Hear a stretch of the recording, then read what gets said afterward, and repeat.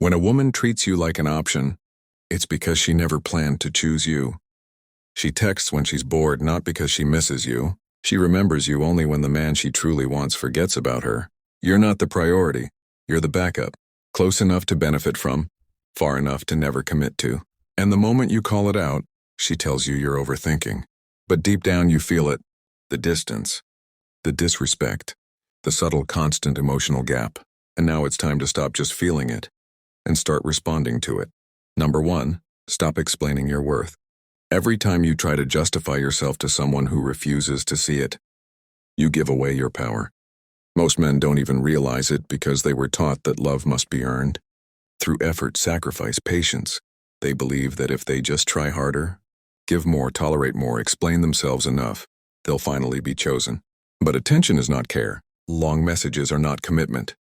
And no amount of explanation has ever created respect. Respect is never granted after a speech. It's earned through presence, through consistent action, through quiet strength. If you find yourself explaining why you matter, you're already negotiating from weakness. While you're typing essays about your feelings, she's entertaining someone who never explained anything. He simply exists, confidently in his frame. That's the reality you need to accept. You are not a speech. You are not a presentation. You are not something to be sold. The moment you stop chasing understanding and start becoming undeniable, something shifts. People don't treat you better because they suddenly changed. They treat you better because you finally respected yourself. You stop asking for validation. You stop chasing approval. You stop begging to be seen. If someone only responds when they fear losing your attention, they never valued you. They were only afraid of your absence. And fear is not the same as respect. Once you internalize this, you stop negotiating for loyalty. You stop pouring your soul into one-word replies. You stop checking who viewed your story.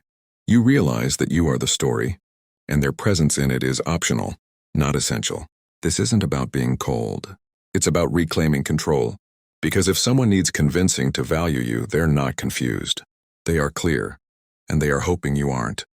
She didn't forget your worth. She just never intended to honor it.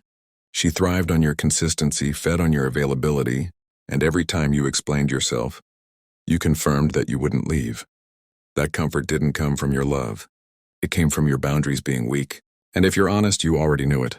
You felt it, but you clung to hope over evidence, and now you're left confused. Confusion doesn't need closure. It needs clarity. Clarity begins here. You are no longer available to people who require explanations to see your value. You stop lowering your voice hoping to be heard. You stop replaying pain in your mind, trying to understand why you were treated like a backup. You erase the script. You walk off the stage.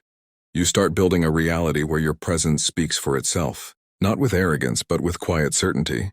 The kind of presence that doesn't beg for attention but commands it. The kind that lets results do the talking. The kind that doesn't try to win her over, because there's nothing left to win. And the moment you stop explaining, she'll feel it. Not because you said something, but because the silence became too loud to ignore. By the time she wonders where the man went who once poured his soul out, you've already become someone who no longer needs to. Not because you changed your nature, but because you finally remembered who you always were. Enough. Valuable, worthy, without permission, without approval.